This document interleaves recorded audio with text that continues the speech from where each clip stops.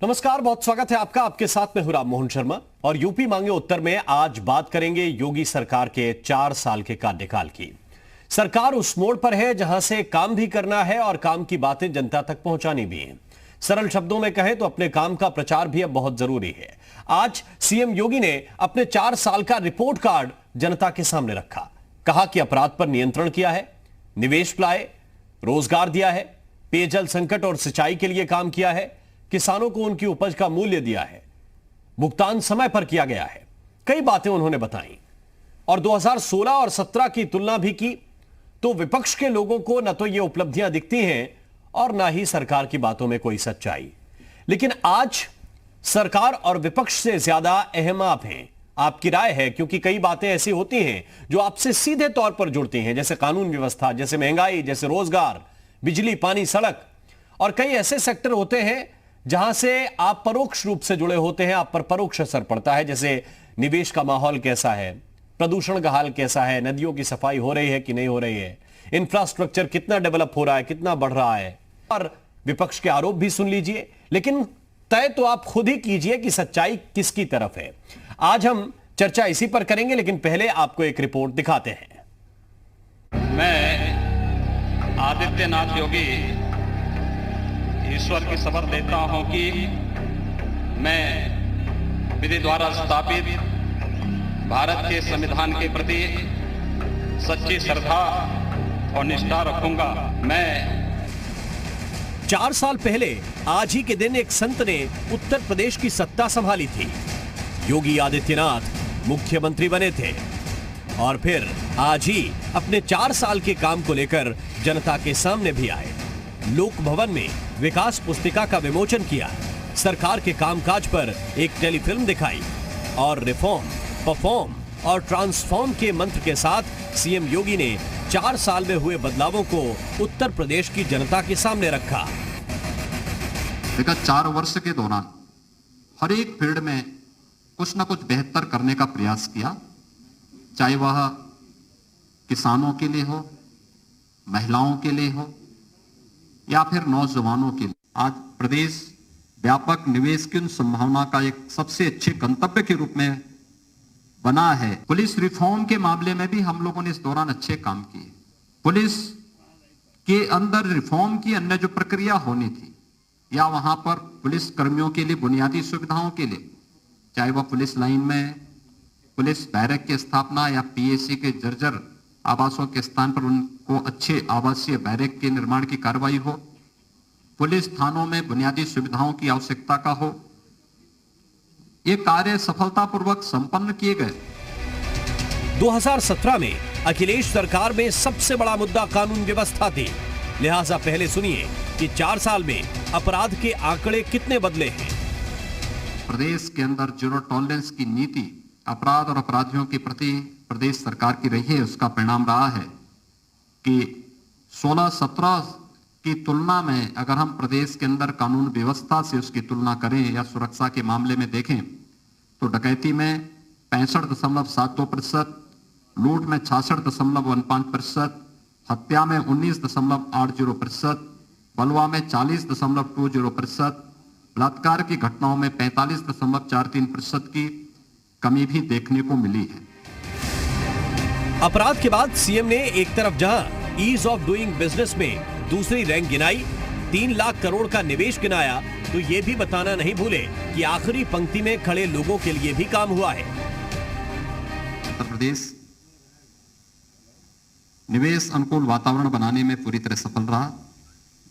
Ease of doing business में यानी व्यवसाय की सुगमता में आज उत्तर प्रदेश देश के अंदर 15-16 में जो रैंकिंग हमारी 14वें स्थान की थी, आज वह दूसरे स्थान पर है। देश की 2015-16 में उत्तर प्रदेश की जो अर्थव्यवस्था 5वें-6ठे स्थान पर थी, आज वह दूसरी अर्थव्यवस्था के रूप में देश में उभरा है। लगभग 56,000 करोड़ रुपए से अधिक का निवेश प्रदेश के अंदर हुआ है। पूरे देश के साथ साथ उत्तर प्रदेश में रोजगार भी बड़ा मुद्दा है। लिहाजा सीएम ने 4 साल में सरकारी के साथ साथ एमएसएमई सेक्टर में मिले रोजगार भी गिनाए। प्रदेश के अंदर 50 लाख से अधिक नए एमएसएमई इकाइयों की स्थापना हुई। 2,13,000 करोड़ रुपए से अधिक का बैंक से ऋण उपलब्ध करवाने में हमें इसके माध्यम से मदद मिली और 1,80,00,000 से अधिक रोजगार का सृजन केवल इन एमएसएमई यूनिट के माध्यम से हमें प्रदेश के अंदर इसके माध्यम से प्राप्त हुई। मुख्यमंत्री के साथ ही सभी मंत्रियों ने भी अलग अलग जिलों में जाकर सरकार की उपलब्धियों को गिनाया, लेकिन विपक्ष कह रहा है कि सरकार के पास उपलब्धियों के नाम पर कुछ है ही नहीं। बीएसपी सुप्रीमो मायावती ने ट्वीट के जरिए कहा कि बीजेपी के दावों में सच्चाई नहीं है, तो अखिलेश यादव बोले कि सरकार हमारे कामों को अपन बताती है। देखिए, भारतीय जनता पार्टी पे अपना काम गिनाने को नहीं है। अगर हम वृंदावन में ही पूछें, मथुरा में ही पूछें कि उनके बड़े कार्य क्या हैं, तो शायद वो मुश्किल होगा उन्हें बताना। इसी तरह प्रदेश स्तर पे चाहे वो एक्सप्रेसवे हो, मेट्रो हो या आपके बड़े इंफ्रास्ट्रक्चर के प्रोजेक्ट हो जिसमें बिजली का उत्पादन है, ट्रांसमिशन लाइन है, डिस्ट्रीब्यूशन है, केवल काम ये किया है कि उत्तर प्रदेश के कामों को रोकना, अपना ठप्पा लगाना, शिलान्यास का शिलान्यास करना, उद्घाटन का उद्घाटन करना, और आज तक भी एक भी एमओयू जमीन पर नहीं उतरा है। उत्तर प्रदेश को अगर बर्बाद किया है किसी ने तो वो भारतीय जनता पार्टी की सरकार। एक तरफ विपक्ष है जो किसी भी दावे को मानने के लिए तैयार नहीं, तो दूसरी तरफ सरकार है जो बता रही है कि अब नए भारत का नया उत्तर प्रदेश तैयार हो रहा है। तो सवाल आपके ही सामने है कि 4 साल में आपने अपने आसपास कितना बदलाव देखा, क्योंकि अगले साल सरकार के इम्तिहान की एग्जामिनर तो जनता ही होगी। ब्यूरो रिपोर्ट, जी मीडिया।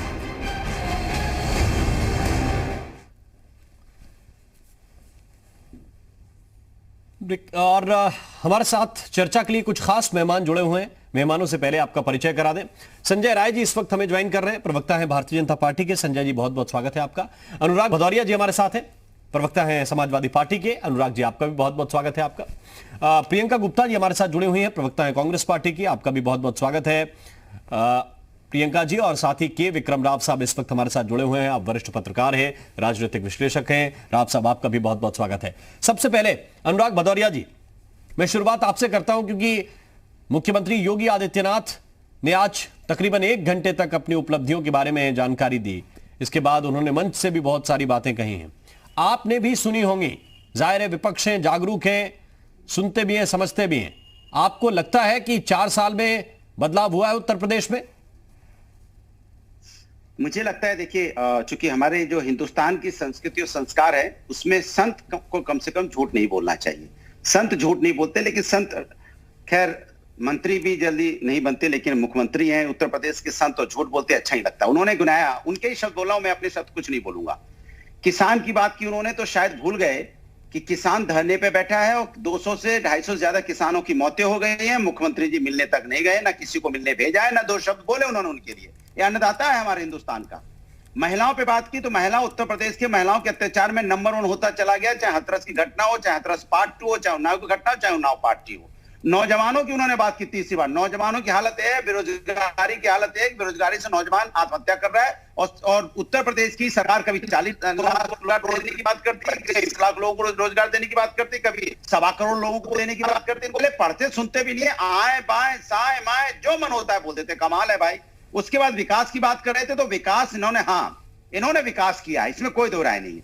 इन्होंने यहाँ उत्तर प्रदेश के अंदर में झूठ, अपराध का विकास किया है, बेरोजगारी का विकास किया है, महिलाओं पे अत्याचार का विकास किया है, यहाँ पे लोगों के अंदर में नफरत का विकास किया है। ये तो उन्होंने जम के विकास किया, और उसमें इन्होंने कोई जाति धर्म भी नहीं देखी। अच्छी बात है, ये जो विकास इन्होंने किया इसमें जाति धर्म नहीं देखी, इसमें बेरोजगारी बढ़ाई, कोई जाति धर्म नहीं देखी। महिलाओं पे अत्याचार हुआ, कोई जाति धर्म नहीं देखी। किसान आत्महत्या करता रहा, किसी वर्ग का किसान हो, उसमें भी इन्होंने कोई जाति धर्म नहीं देखा। इसमें तो उन्होंने कोई जाति धर्म नहीं देखी अत्याचार करने में।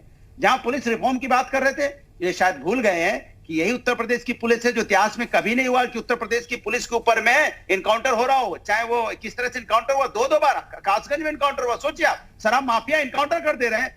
उधर जो इन्होंने गुंडे पाला था, इनका जो विकास में गुंडा था, जिनको इनके विधायक छुड़ा के ला रहे थे, उसने 8 पुलिस वालों को शहीद कर दिया। और जो रिफॉर्म की बात की थी, तो हम लोगों ने किया था, 100 डायल किया था, आपने 112 कर दिया। ये आपने रिफॉर्म किया, नंबर बदलने का रिफॉर्म आपने किया, इसमें कोई दो राय नहीं है। आपने रिफॉर्म किया, आपका रिफॉर्म जो है, हमने स्टेडियम बनाया, आपने जाके नाम बदल दिया, ये रिफॉर्म आपने किया। हमने यहाँ पे मेट्रो बनाई, आपने जाके फीता काट लिया, ये रिफॉर्म आपने किया। रिफॉर्म आपने नाम बदलने का और समाजवादियों को काम को अपना काम बनाने का आपने रिफॉर्म किया, इसमें कोई दो राय नहीं।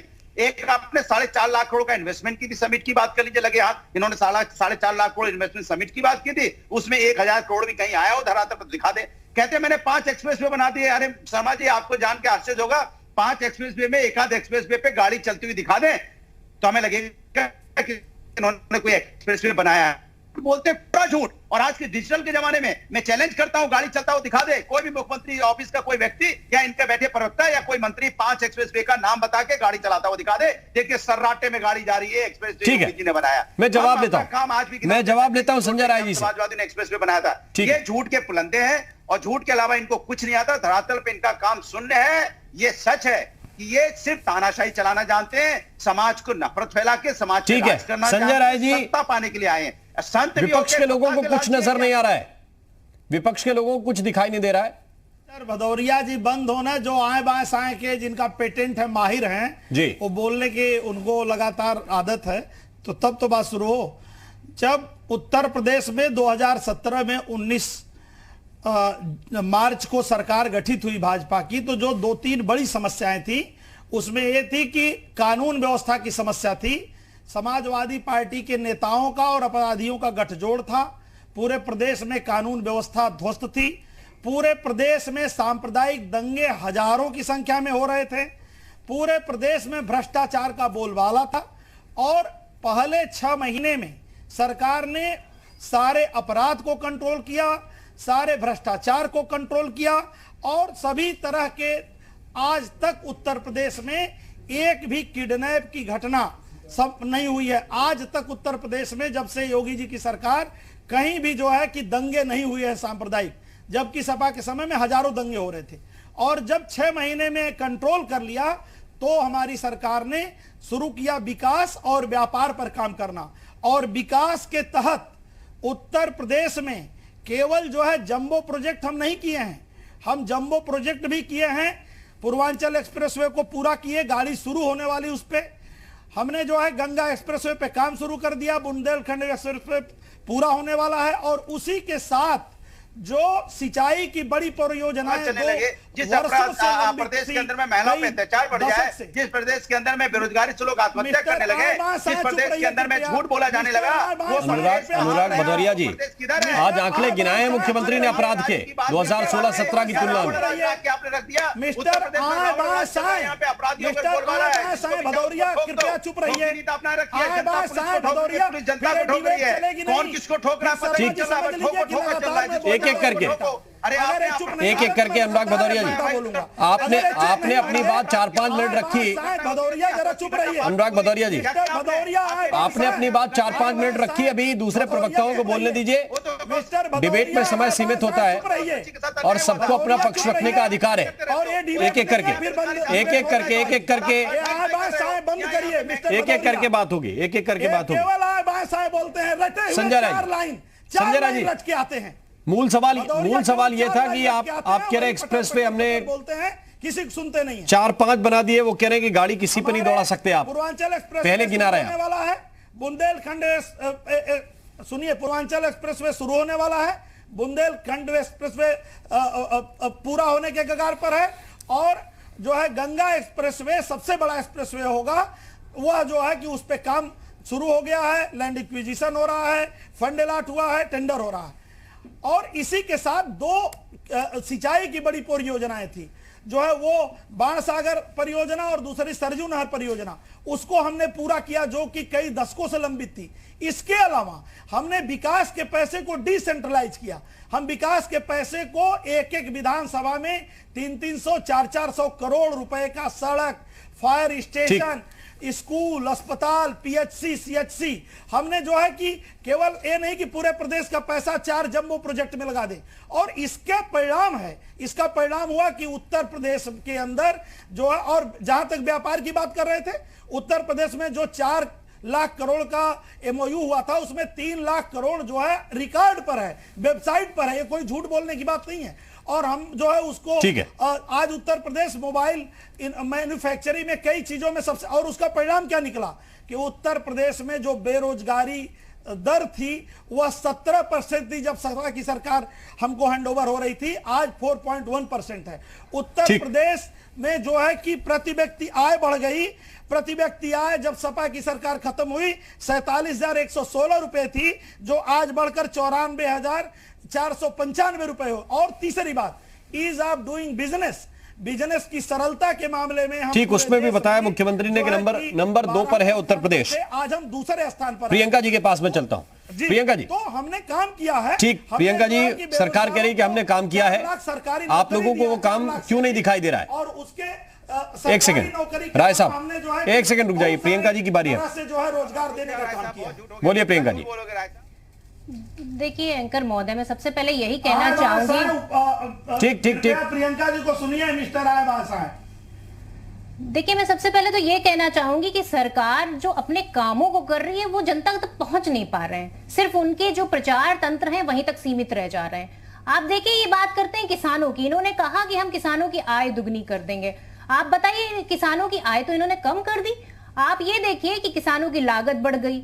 अब आप ये कह रहे हैं कि रोजगार आपने इतना पैदा कर दिया, तो मैं कहती हूँ कि रोजगार तो आपने कम कर दिया, बेरोजगारी दर तो बढ़ गई। 2018 में जो आपकी बेरोजगारी दर थी वो 5.92% थी, जो 19 में आते आते 9.92 हो गई। आप 92, मैं आप 19 का, आप 21 का बताइए ना। कर रही हूँ, आप शायद उससे पहले से कर रहे हैं। आप 19 का बता रहे हैं, अभी 21 चल रहा है। करंट बताइए। जब उसका डेटा आप दे देंगे तो उसका डेटा भी हम निकाल के बता देंगे। आप ये बताइए, आज का बेरोजगारी आप ये बताइए कि जो लघु उद्योग थे 98,000 लघु उद्योग सिर्फ उत्तर प्रदेश में बंद हो गए। कहां बेरोजगारी की बात आप कर रहे हैं? कौन सी जो है आपने रोजगार दे दिए? आपने तो 70 लाख रोजगार देने की बात करी थी और जिसमें आप 4 लाख दे पाए, और उन 4 लाख रोजगारों की बात में जब करूं तो उसमें भी क्या सत्यता है? आप ये उसमें भी क्या सत्यता है वो भी आप जानिए कि जिस तरह से दुर्गेश चौधरी नाम का व्यक्ति भदौरिया जी का आपका बटन नहीं है क्या? राममोहन शर्मा जी, भदौरिया जी को तो बंद कराइए। प्रियंका जी की बात आने दीजिए। बताइए कि कौन सा रोजगार मिला है? जी जी, यहाँ पर देखिए बीजेपी के प्रवक्ता बैठे हैं, मैं सिर्फ इनसे इतना जानना चाहती हूँ कि जो दुर्गेश चौधरी नाम का व्यक्ति था, अगर ये कह रहे हैं 4 लाख हमने रोजगार दिया, तो उस 4 लाख रोजगार में जो दुर्गेश चौधरी को नौकरी मिली उसके बाद वो गायब हो गया, वो क्या था? आपकी तो बात पे भरोसा ही नहीं है। सारा प्रचार तंत्र के माध्यम से आप पूरी सरकार चला रहे हैं। आप ये कह रहे हैं कि आपने अपराध रोक दिया। महिलाओं के खिलाफ अपराध तो बढ़ा है, महिलाओं के खिलाफ आपने, और स्पेशली दलित महिलाओं के साथ जो अपराध बढ़ा है, आप देखिए कि जो पूरे देश में अपराध होता है उसका 14% उत्तर प्रदेश में होता है। ये है महिलाओं की यहाँ पर स्थिति। और 16-17 में क्या था, अगर आपको आंकड़े पसंद है बताना। मुख्यमंत्री किस तरह से जो है 16-17 आंकड़ा नहीं बताएंगी ना। अरे 16-17 की बात क्यों करें हम तो आपकी बात करेंगे। आप तो उस पर चुनाव लड़े थे ना उनके साथ, इसलिए बात तो करनी पड़ेगी।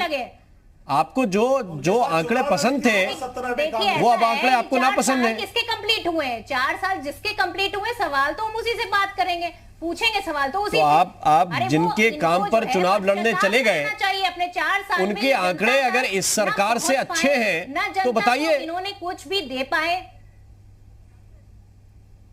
मैं सिर्फ इतना पूछना चाहती हूँ कि ये सरकार जो 4 ठीक है, के विक्रम राव साहब, इस सरकार के 4 सालों को आप कैसे आंकते हैं? आपका अनुभव? इनको तो बहुत है, पश्चाताप मनाना चाहिए कि ये ठीक 4 साल है। के विक्रम राव साहब बोलिए। हालत है उसको बदतर बना दी है। जी जी, हाँ विक्रम जी, आपकी आवाज आ रही है, बोलिए। आपका बटन लगाएंगे। आप नागरिक और एक पत्रकार के नाते मैं 2 तथ्यों का जरूर जिक्र करना चाहूंगा। अखबार रंगे रहते थे मायावती के शासन में राजकोष की लूट से, धुआंधार लूट होती थी, और ये चीज अखबार छपी, लोगों को पता है, जांच भी किस प्रकार पत्थर बने गोमती नगर में वगैरह वगैरह। दूसरा, 2 हीरो थे इसके बाद के शासन में, यादव सिंह और गायत्री प्रजापति। ये उत्तर प्रदेश की ईमानदारी के प्रतीक थी। कितनी खबरें छपी। आपको याद होगा राममोहन जी, हमेशा सरकार जाती है सुप्रीम कोर्ट में बेल को रद्द करा दे, जब हाईकोर्ट ने बेल रद्द कर दी यादव सिंह ने, यूपी सरकार सुप्रीम कोर्ट गई, उसको बेल मिल गया है, अपराधी को बेल दिलवाने सुप्रीम कोर्ट गई। ऐसा दुनिया के इतिहास में कभी नहीं हुआ होगा।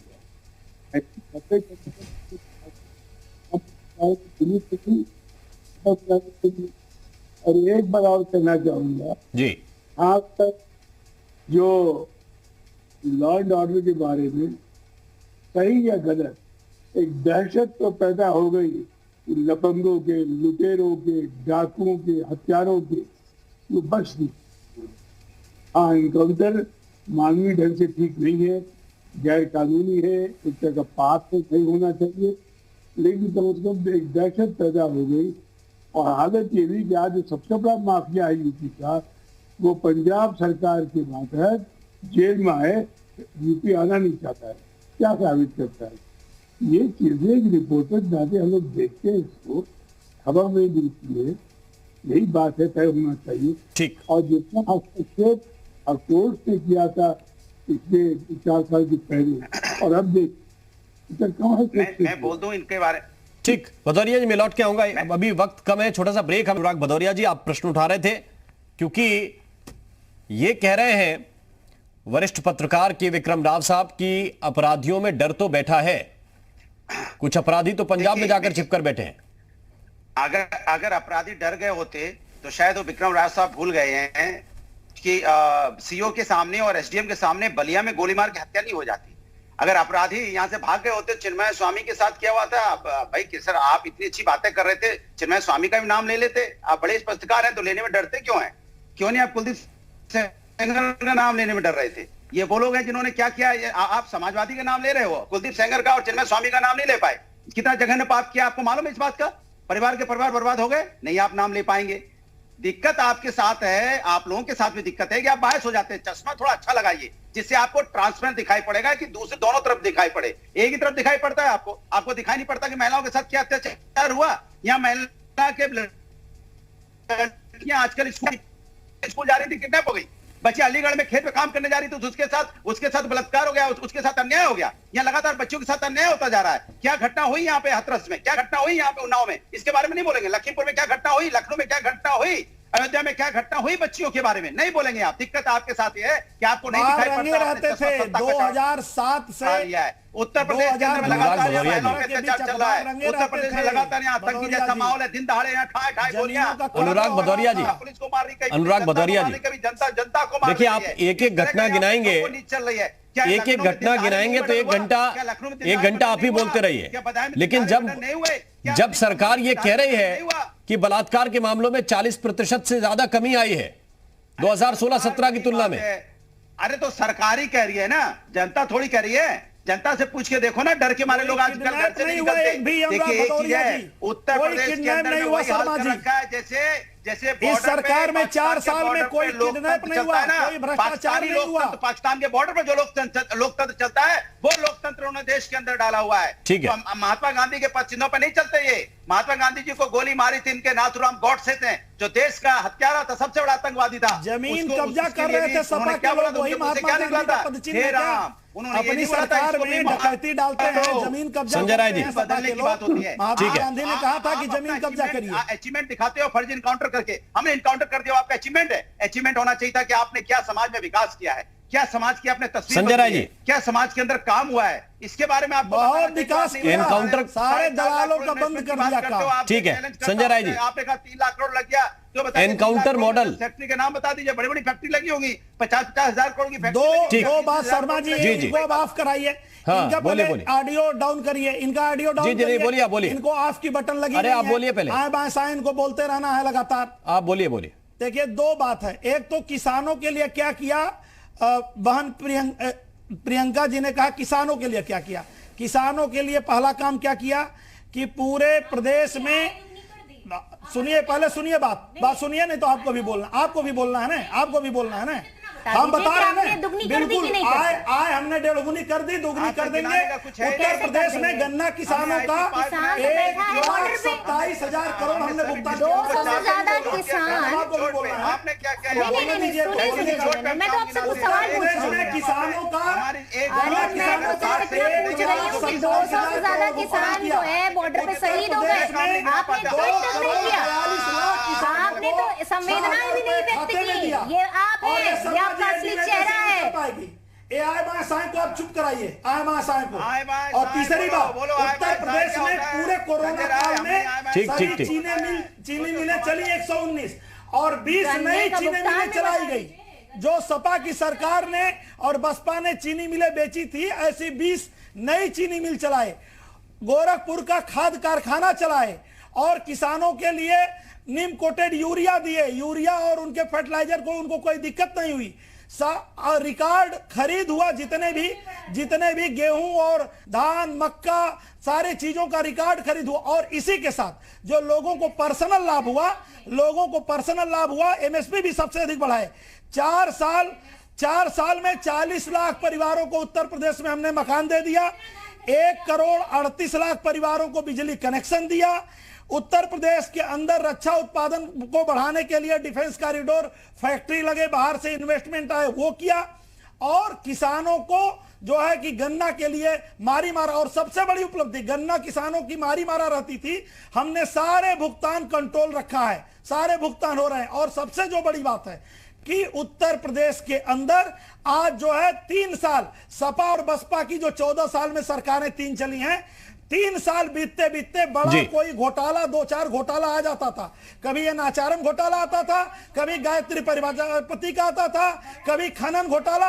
कोई उत्तर प्रदेश में नहीं है, कोई भ्रष्टाचार नहीं है। और हाँ, हमने इनकाउंटर किया है, अपराधियों का इनकाउंटर किया जो 20-20 साल से 50,000 1 लाख के इनामी घूम रहे थे, और उनका इनकाउंटर करते हैं तो जेल जाते हैं। और उनका जो है कि अगर वो पुलिस के ऊपर हमला करते हैं तो वो उसकी सजा पाते हैं। और निश्चित रूप से उत्तर प्रदेश के अंदर एक विकास का माहौल बना है। उत्तर प्रदेश के अंदर जो है कि लव जहाज जैसे कानून हम बनाए हैं। उत्तर प्रदेश के अंदर शुद्ध पेयजल 30,000 गांव तक हम पहुंचा दिए, और लक्ष्य है कि 2024 तक हर घर को नल से जल देंगे।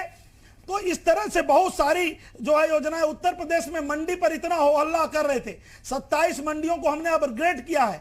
उसमें जो है कि प्रियंका जी की बारी, सारी सुविधा दिया, चाहे किसान हो चाहे आप कह रहे हैं किसान के लिए भी काम किया, सिंचाई के लिए भी काम किया, स्वास्थ्य विभाग, गन्ना का भुगतान हुआ, गन्ना के मूल्य का। सबसे जो बड़ी बात है वो ये है, सबसे बड़ी बात यह है कि उत्तर प्रदेश की जो सरकार है, कोरोना के मैनेजमेंट में जो काम किया वो पूरे देश में ही नहीं दुनिया में उसकी चर्चा प्रियंका गुप्ता जी, उत्तर प्रदेश में कोरोना का इस तरह से मैनेजमेंट हुआ।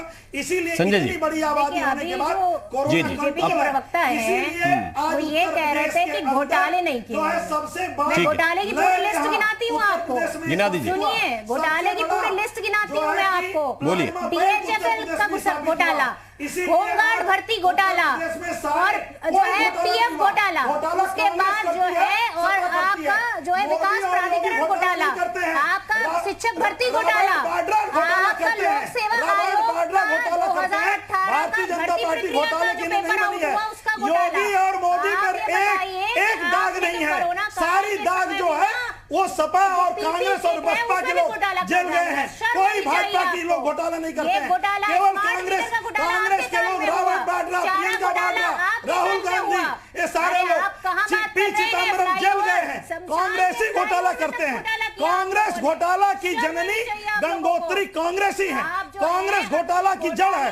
कॉमनवेल्थ घोटाला, कोयला घोटाला, यूरिया घोटालों की जननी कांग्रेस पार्टी है। भारतीय जनता पार्टी घोटाले में नहीं विश्वास करती है। मोदी योगी पर कोई दाग नहीं है। पूरे दुनिया में मोदी योगी की पूरे दुनिया में प्रशंसा हो रही है। भारत में नहीं बल्कि पूरे दुनिया में मोदी योगी की प्रशंसा हो रही है। हम एक दाग नहीं है, मोदी और योगी पर एक दाग नहीं है। घोटाले में तो जेल कांग्रेस ही जाते हैं। घोटाले में तो आप आज तक किसी को नहीं देख पाए हैं जेल। घोटाले में जो है कि कांग्रेस के लोग सुरेश कलमाडी जेल गए हैं, जेल भेज दिया आपने, बता दीजिए। सुरेश कलमाडी गए हैं, घोटाले में जेल गए हैं। पी चिदम्बरम और घोटाले में जेल जाने के कगार पर है रॉबर्ट वाड्रा। ये लोग घोटाला किए हैं। भारतीय जनता पार्टी के नेता ठीक है। घोटाला मोदी और योगी पर एक दाग नहीं है। हमने कोयला घोटाला नहीं किया, हमने उसी कोयला में हमने नीलामी करके 7 लाख करोड़ रुपए हमने पैदा किया। हमने जो है कि 5G स्पेक्ट्रम, हम जो 4G स्पेक्ट्रम में हम जो है 1.5 लाख करोड़। एक सेकंड राय साहब, एक सेकंड राय साहब। कांग्रेस घोटाले संजय राय जी, एक और मंत्रियों का सपोर्ट करते हैं। आप ये देखिए कि जो उन्नाव में हुआ उसके बाद भी उन्नाव लेकर के कब तक आप लोग रखेंगे? अरे उन्नाव में विधायक जल गए, सजा याफ्ता हो गए। उन्नाव में विधायक जल गए, उनके परिवार को भारतीय जनता पार्टी ने टिकट नहीं दिया और उनको जो है सजा हुई है। आप लोग जो है रॉबर्ट वाड्रा की पार्टी नहीं है, ये भारतीय जनता पार्टी है, ये मोदी और योगी की पार्टी है, रॉबर्ट वाड्रा की नहीं है। कुलदीप सेंगर को सजा हुई है, आपको पता होना चाहिए। कुलदीप सेंगर को सजा हुई है, उनके परिवार को जो है टिकट नहीं पार्टी ने दिया। ये सीडी बनाने वालों की पार्टी है, जो सीडी में कहते हैं कि नौकरी देंगे बदले में, जो है उस तरह की पार्टी है। आपको शर्म आनी चाहिए और आप ऐसे लोगों का सपोर्ट करते हैं। कांग्रेसी और आप ऐसे नेताओं को सपोर्ट करते हैं। शर्म नाम की कोई चीज ही नहीं है। हमारे नेता पर एक दाग नहीं है, एक छोटी सी दाग। ये किसकी पार्टी के नेता के राव साहब का नंबर है, के राव को बोलने देंगे कि नहीं? आप एक सेकंड रुक जाइए, बताइए। नहीं, ये किसकी पार्टी? राय साहब, एक मिनट साहब को बोलने देंगे कि नहीं? आप बोलने? अरे संजय राय साहब, एक मिनट रुक जाइए। किसकी पार्टी के नेता थे? आपकी पार्टी के नेता नहीं थे। ये विधायक और सांसद आपकी पार्टी के नहीं थे। ठीक, देखिए ये वो पार्टी है जो सिर्फ जो है ये चुनाव जो प्रचार होता है उसी के माध्यम से जीतती है। सबसे बड़ी चीज ये है आप भी कर कि लीजिए, आप देखिए कांग्रेस 50-60 साल शासन की, लश्कर भी आपका, सरदार भी आपका, आप जो है झूठ को सच लिख दे, अखबार भी आपका, प्रचार ये वो पार्टी है। रॉबर्ट वाड्रा अरबों खरबों रखे, मांग लीजिए उनसे, प्रचार करिए। अरे आप ले क्यों नहीं लेते? अभी जब चुनाव होगा तो चली जाएंगी कांग्रेस, चली जाएगी अखिलेश के साथ। ये विक्रम राव साहब बोल रहे हैं, जब उत्तर प्रदेश में चुनाव होगा तो अभी अखिलेश यादव के साथ जाके बैठ जाएगी। कब तक चुनाव लड़ेंगे? ये विक्रम राव साहब, आप काला धन क्यों नहीं ला पाए? कहाँ है काला धन? ठीक ठीक ठीक, राव साहब बोल रहे हैं, एक सेकंड रुक जाइए। जेल के बाद प्रियंका गुप्ता जी, एक सेकंड रुक जाइए। राव साहब बोलिए। जी हाँ, बात हो और बहस का स्तर ऊंचा रखे। हम लोग सुन रहे हैं, लाखों लोग, आपको थोड़ा स्तर बनाए। मैं सिर्फ संक्षेप में 2 बातें कहना चाहूंगा जो न सरकार के प्रचार तंत्र ने बताया है और न विपक्ष ने इस बात को गौर किया है। नोएडा भ्रष्टाचार की खान रही है, गढ़ रहा है। पिछले 50 साल से धंधा होता रहा लूटपाट का, जमीन का। एक वहां के अधिकारियों ने एक हौफात कर दिया, जो मुख्यमंत्री नोएडा आएगा उसकी नौकरी चली जाएगी, मुख्यमंत्री नहीं रहेगा। और डर के मारे ये मुख्यमंत्री अधिकारियों के साजिश की शिकार हो गए, नोएडा गए नहीं। ये गेरुआधारी कई बार नोएडा गया, भ्रष्टाचार ढूंढा, उसने अधिकारों में दहशत पैदा की। कितनी बड़ी चीज है। एक ईमानदारी पैदा की नोएडा में, अंधविश्वास को तोड़ा, बताया हिंदुओं को ये झूठ है। दूसरा, फुटपाथ पे जो हिंदू लोग मंदिर बना के अतिक्रमण कर रहे थे, ये भू माफिया खासकर कई बीजेपी वाले उसके थे, कब्जा कर रहे थे जमीनों पर।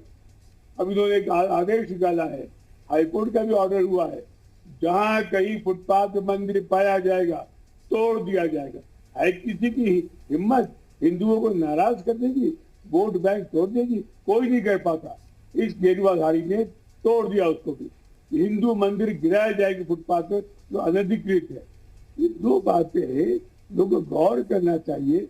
सांप्रदायिकता के माहौल में जो आदमी हिंदुओं से दुश्मनी मोल रख सकता है, यहाँ पर तो ऐसा मुख्यमंत्री अच्छा लगता है जो खुद हिंदू है और हिंदू आतंकवाद और हिंदू अविश्वास, हिंदू वैज्ञानिज्म तोड़ रहा है। राम मोहन जी, ठीक है, आपको लग रहा है कि कुछ ऐसी चीजें हैं जो लीक से हटकर हो रही हो, चाहे वो नोएडा आने की बात हो, चाहे ऐसी बातें जिनको लेकर ये प्रश्न एक संत से पूछा जा सकता है, लेकिन बतौर चीफ मिनिस्टर वो ऐसे कदम भी उठाने से हिचक नहीं रहे हैं। संजय राय साहब, ये सारी बातें जब आपके सामने हैं, आप जाहिर बात है कि जैसे एग्रेशन से अपनी बात रख रहे हैं, उसी को लेकर जनता के बीच आपको जाना है। आपको लग रहा है कि 2022 में मेहनत करनी पड़ेगी, क्योंकि राजनीतिक दल जो विपक्षी हैं वो आपके आंकड़ों को लगातार झूठा बताते हैं कि आप लोगों ने सब झूठ किया है, कुछ भी सच्चाई नहीं है। मायावती ने भी ये ट्वीट किया। कह रहा था मैं यही कह रहा था कि भाई 2022 का इलेक्शन कुल जो है कि 8-10 महीना बचा है, बिल्कुल उसमें दूध का दूध पानी का पानी हो जाएगा। लेकिन हम चुनाव को बहुत सीरियसली पहले तो लेते हैं। हम अभी उपचुनाव जितने उत्तर प्रदेश में हुए, हमारे मुख्यमंत्री जाते हैं जो है कांग्रेस सपा बसपा के बड़े नेता कहेंगे हम तो उपचुनाव में नहीं जाएंगे, हम तो एमएलसी का चुनाव नहीं लड़ेंगे, हम तो पंचायत का चुनाव नहीं लड़ेंगे, हम तो किसी चुनाव को भी सीरियसली लेते हैं। और हम इस चुनाव में पिछली बार से ज्यादा संख्या में आएंगे, 325 से भी ज्यादा सीट लेके आएंगे। क्योंकि उत्तर प्रदेश के अंदर जब हम 12 से 17 के बीच विपक्ष में थे तो हर मुद्दे पर हम सपा के खिलाफ सड़क पर होते थे, हम जो है कि विपक्ष का रोल अदा करते थे। मेरा आरोप है और बहुत गंभीरता पूर्वक बात मैं कर रहा हूं कि उत्तर प्रदेश के तीनों पार्टियां सपा बसपा कांग्रेस विपक्ष का रोल प्ले करने में भी फेल रही। दो कारण से। वो तो कहते हैं आप मुकदमा दर्ज कर देते हैं। सरकार ने गलती नहीं की कि जिसका वो कहते हैं कि आप लोग मुकदमा दर्ज करने में माहिर हैं, हम लोग निकलेंगे, आप केस दर्ज कर देंगे। ऐसी कल्चर से बाहर इन लोगों का आना बड़ा मुश्किल है। जी संजय राय साहब वो कहते हैं कि आप हम निकलेंगे, ये मुकदमा दर्ज कर देंगे, एक ही काम इनका। मिलने पर 144 लगा देती है। नहीं, ऐसा है कि ये तीनों पार्टियां ट्विटर से काम चला रही हैं। ये बताइए आज जो है कि जो लोग ट्वीट करके विपक्ष के लोगों ने, क्या वो लोग नहीं प्रेस कॉन्फ्रेंस कर सकते थे क्या? नहीं, ये लोग ट्विटर सुविधा भोगी हो गए लोग। सरकार होने के बाद भी 4 साल में हमारी पार्टी गांव में, हमारी पार्टी गांव में गई है, हमारी पार्टी गांव में गई है कम से कम 10 बार हम बूथों पर गए सरकार में रहने के बाद भी, और विपक्ष में रह करके ये लोग कोई गांव में नहीं जाता, कोई जो है सड़क पे नहीं उतरता। इन लोगों को ट्विटर की बीमारी है और ट्विटर से ही ये लोग चुनाव लड़ना चाहते हैं। और इन लोगों का ट्विटर, इन लोगों को मुबारक हो। हम गांव में हैं, हम सरकार में होने के बाद भी गांव में हैं, तब भी तो किसान के ना हुए, बूथ पर हैं, गांव में है तब भी तो महिलाओं की सुरक्षा ना हो सकी, चुनाव हम जीते हैं, गांव में है तब भी तो बेरोजगारी बढ़ी हुई है। अरे हम गांव में कैसे हैं? चुनाव के लिए गांव में है, अभी जो है कि पंचायत का चुनाव जीतेंगे, आप क्या कर रहे हैं? हम काम करते हैं, हम लोगों के सुख दुख में खड़े होते हैं। और ये तीनों पार्टियां जो उत्तर प्रदेश की हैं, ये लोगों के बीच में नहीं जाती हैं, इनके सुख दुख में नहीं शामिल होती हैं। इसलिए बिल्कुल ही इन लोगों की सबकी सीट सपा बसपा कांग्रेस की सीट और घटेगी। मैं आपको राममोहन जी का सपा बसपा कांग्रेस की सीट और घटेगी। कांग्रेस और सपा बसपा की सीट 2022 में और घटेगी। 17 में 3 की सीट उससे भी घटेगी और हमारी सीट 325 से बढ़ेगी। ठीक है, चलिए सर, बहुत बहुत शुक्रिया, बहुत बहुत धन्यवाद आप सभी मेहमानों का हमारे साथ इस चर्चा में जुड़ने के लिए। बात तो यह है कि न तो कोई चीज शून्य पे होती है और ना कहीं 100% के करीब, कहीं बीच में होती है। और उन्हीं में से सभी राजनीतिक दल हैं, उनमें से अपने लिए बेहतर चुनना ही जनता का काम है। तो बेहतर कौन है, इसका चयन जनता को करना है और वो इसी आधार पर करते हैं कि 2012 में क्या हाल था, 2017 में क्या हाल है और 2021-22 में क्या हाल रहेगा। इसी के आधार पर जनता तय करेगी और यही आंकड़े, यही काम, जनता के पास उपलब्ध जो संसाधन है उसके आधार पर नई सरकार का चयन होता है। तब तक सभी पार्टियां अपना अपना जोर दिखा रही हैं। यूपी मांगे उत्तर में अभी के लिए बस इतना ही। नमस्कार।